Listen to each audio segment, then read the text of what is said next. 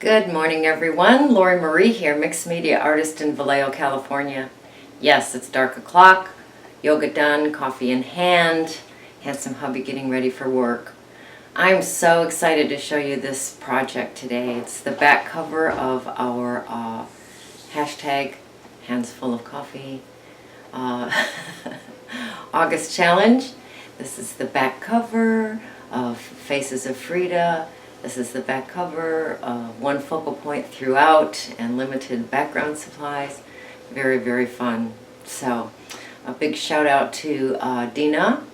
Dana sent a box. Oh my gosh, it's got some goodies in it, some ideas of brewing from the goodies that she sent. So thank you so much for that. Thank you for all of your support. Totally. I continue to do a lot of Patreon exclusives.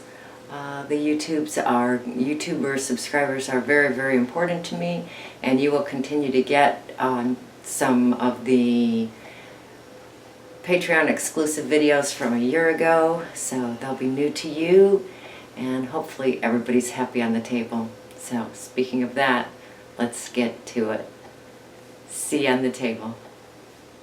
Alright, here's the back cover, which I am delighted with. You will hear throughout the video how excited I am about it. So this is an article from a Detroit newspaper in the 30s. Chicken wire, some little bottles, tears, dreams, and art. Yep, I had a lot of fun with this. Alright, are we ready to play with the back cover? I think so. So I have a piece of brown paper bag, and I'm going to Mod Podge one side of it, and I am going to fold it in half. I want it to be approximately the size of the back of my book.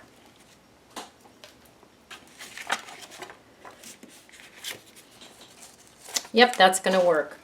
All right, let this dry for just a moment. Then I'm going to run it through my Cuttlebug. All of my folders are packed except for this one. So I'm going to run this through my Cuttlebug, and I will run it through this way. And then I will turn it around and I will catch the end of it where it's a little bit long. So the whole thing, except for the sides, will have the embossing. So let me explain that a little bit better. I have run this through the embosser, and it's only going so far. So I'm going to take it and turn it around and run it back through the embosser through my Cuttlebug like that. And then it'll extend all the way to the end of that page. There. Got a little bit of a division line there. I'm okay with that. So this is going to be glued onto the back of my book. Alright, I want the bubble side up. So I'm going to glue it this way onto the back of my book.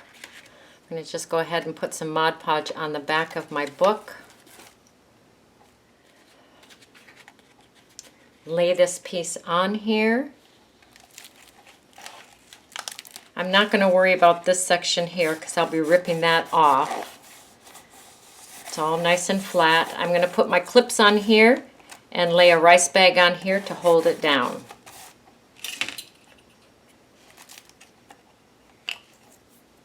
Alright, I'm going to remove the clamps. Seems like it's pretty glued down. I'm going to take my X-Acto and go along here with a ruler and just remove that.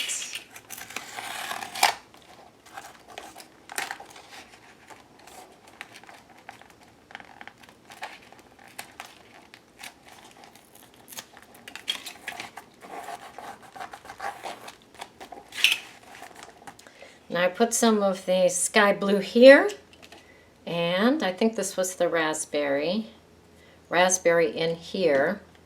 I'm going to just add some water to the back of this.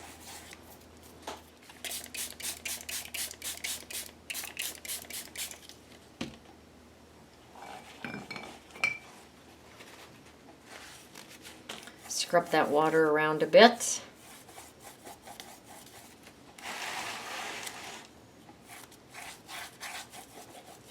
I'm going to add some water to the raspberry, but not to the blue. The blue's pretty soft. So I'm just going to paint this raspberry up. Paint the blue down.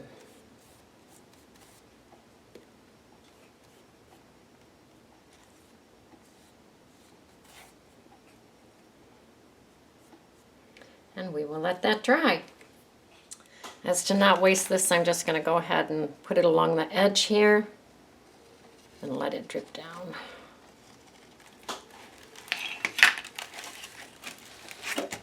I'm going to bang it on the table and we will let that dry. Now I'm going to bring in some gesso and just put it on my workspace here. Drag my brayer through that.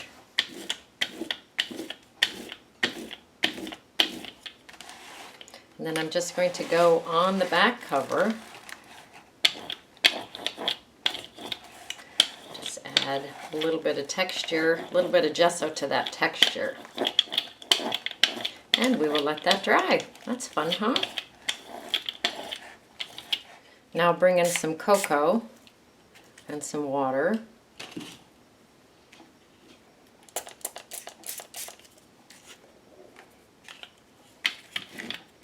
My brayer.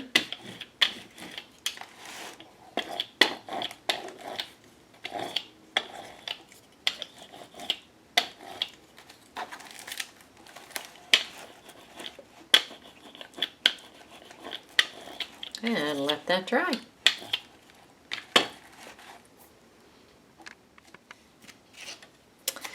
All right, this is a Dorland's wax medium. I have no idea where I got this or what it's supposed to do, but we're going to play with it.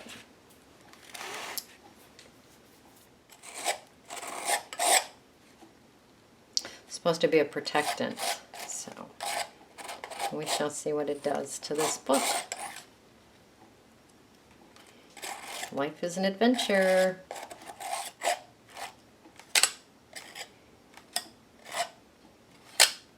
So I applied the wax with a palette knife, and I'm going in with a soft cloth to buff it.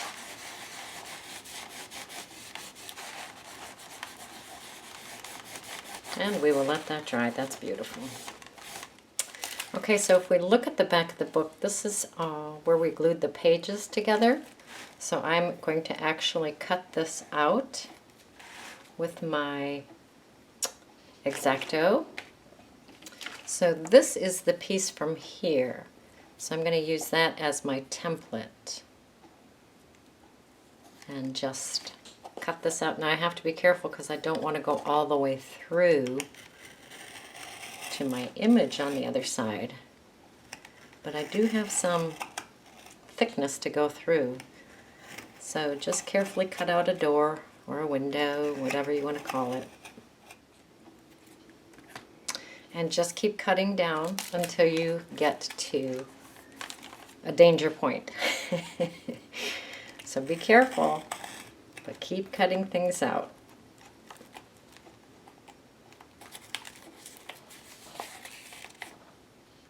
All right, so I have this all dug out. It's down as far as I dare take it.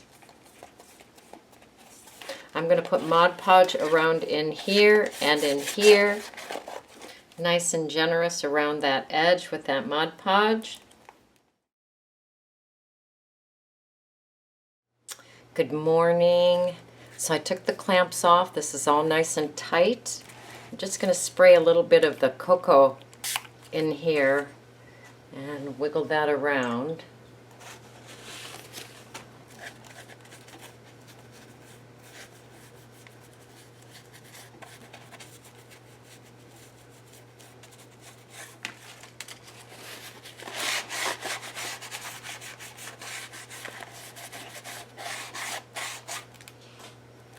We'll let that dry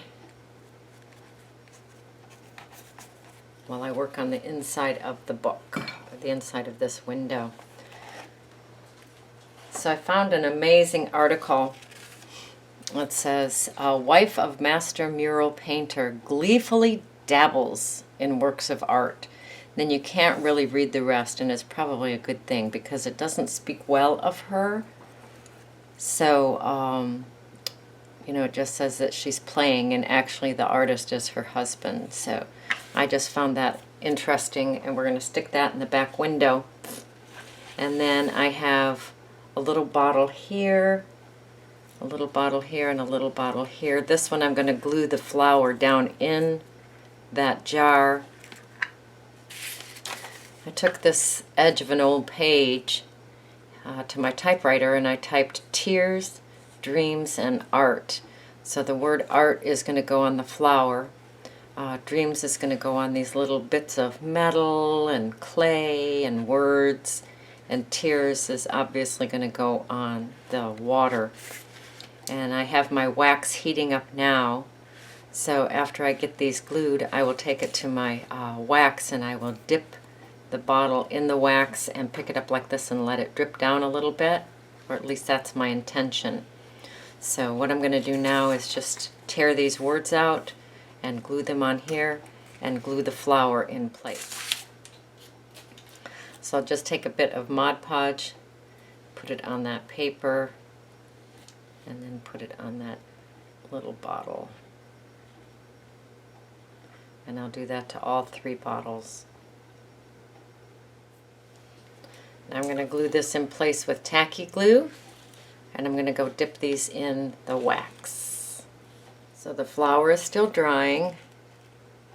This is actually still drying too. Dreams. Got a nice drip, but it's on the back, so that's just how that is. And the tears. This looks good too. Now we're going to glue this into the back here. Just going to do that with some Mod Podge. This is going to be the placement of the bottles, is along the bottom here. Run a bead of tacky glue down the side of the bottle.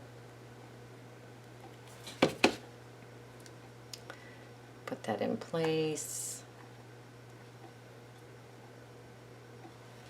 And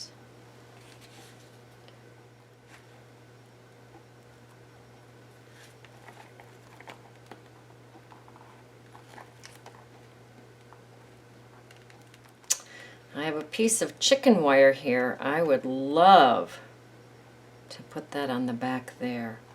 So I just need to be patient and let these pieces dry so that I can play on the back with the chicken wire. That's the hard part, that whole drying process. Alright, gotta leave it alone. Who are we kidding? I can't leave this alone. I'm going to bring in my staple gun, and I'm going to staple this, or at least that's my intention. I'm going to staple this down here, and then I can trim off the rough edges. So I am using 5/16 8mm staples. It's a heavy duty staple gun. All right. What you have to do, or what I have to do, is lay it down here, and then I have to use both of my hands. I need to really lay this down tight to the piece. Noise, sorry.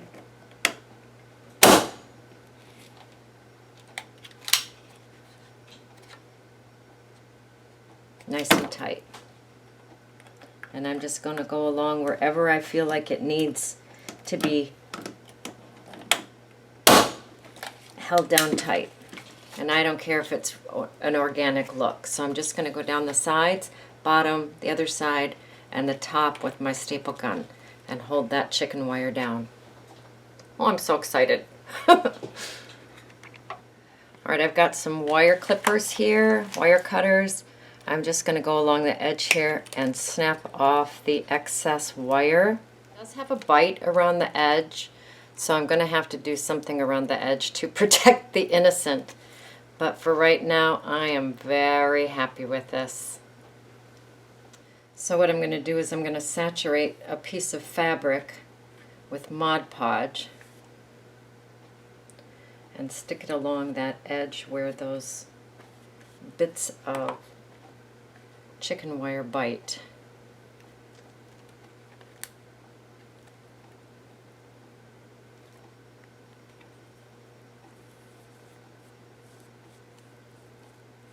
It's fine along this edge. And I would like to leave as much chicken wire showing as possible.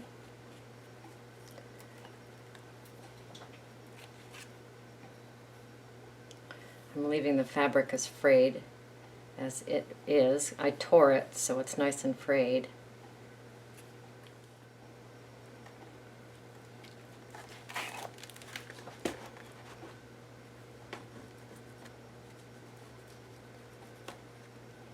So the fabric is a little bit resistant to stick, so I'm just going in with my brush and just really pushing that down, hoping that it will stick.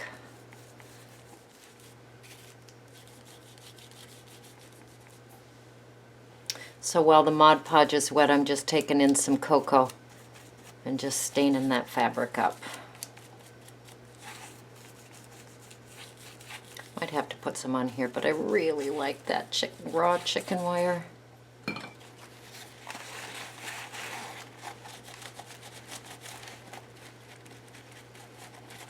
I think it's gonna work, ladies and gentlemen.